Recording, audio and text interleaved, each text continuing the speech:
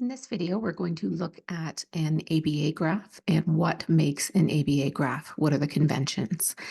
So basically, ABA graphs are going to have a clear graph title. They're going to have clear axis labels. They're going to have data points in a data path, phase lines, phase change lines, and labels of the phase change lines. They're also going to be in black and white. We don't typically show grid lines. And if there's more than one behavior, they would include a legend. Most ABA graphs take a look at behavior over time. So as you can see, the x-axis lists the date. This could also list the session, the weeks, or such.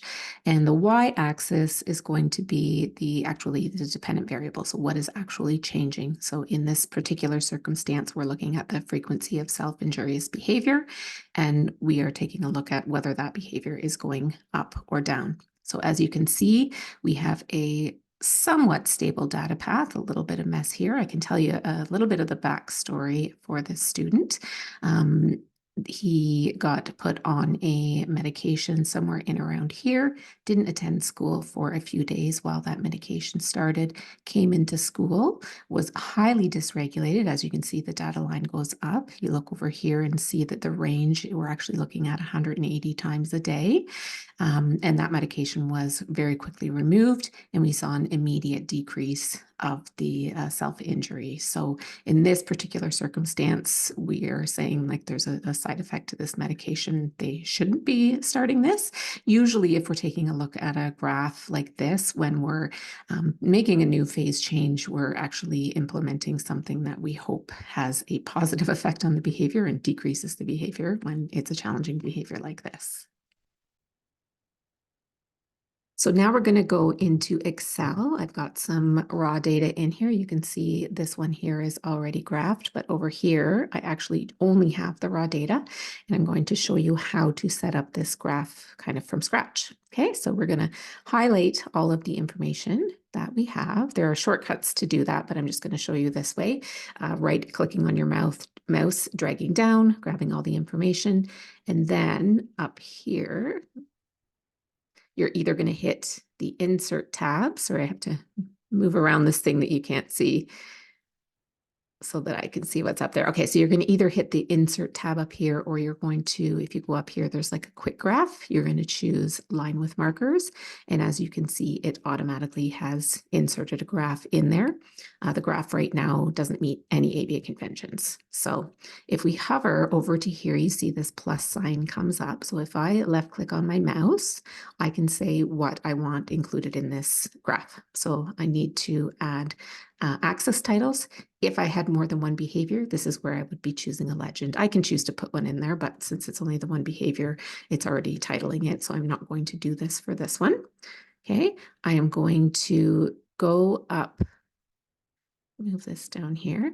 I'm going to double click so that it pulls up this information here. I tend to choose chart style, I believe it's chart style 11 or chart style 13, because if there's more than one data like behavior or whatnot that's being tracked, then it will automatically assign a different symbol to the data path. I then go into here and hit change colors. It's just the quickest way to do it. There's also other ways to do it, but for me, that's the quickest. Okay, we now have to actually title, because it's just going to pull up the default axis title. We're going to say this is frequency, and then we're going to go over to here, and this is the date.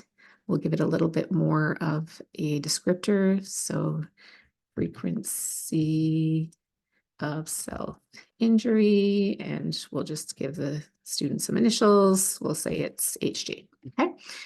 So we're almost done. As I click on this here, you can see here it says border. I'm going to take the line off the border.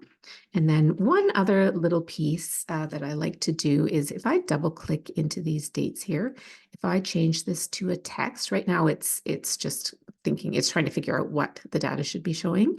If I click it into a text, it's going to put the dates in there. Very nice for me. So if it's changed into a date as well, so I think it's recognizing it as a date, but it's not showing any of the dates in between, which makes it really hard to read. If I change it to a text axis, it puts it in there nice like that. And then the last part is inserting the phase change lines. So I'm actually going to the Insert tab, going to Illustrations and Shapes, and I'm just going to choose a line so I can draw this line right in.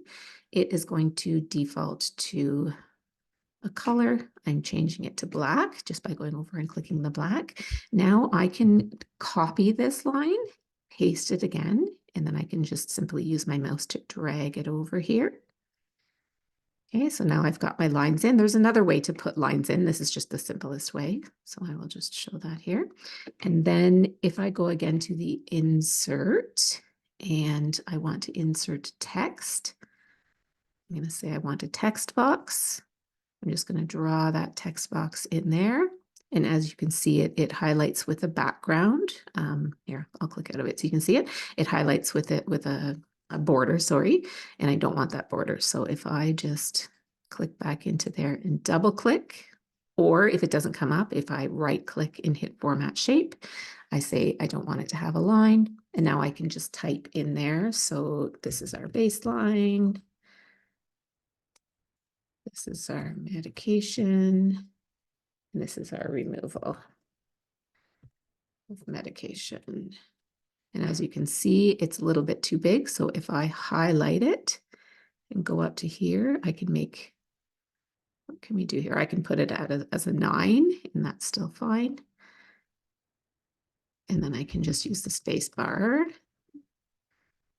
to have the words start where I want them to start. Okay, and there we have an ABA graph that is meeting all of ABA conventions.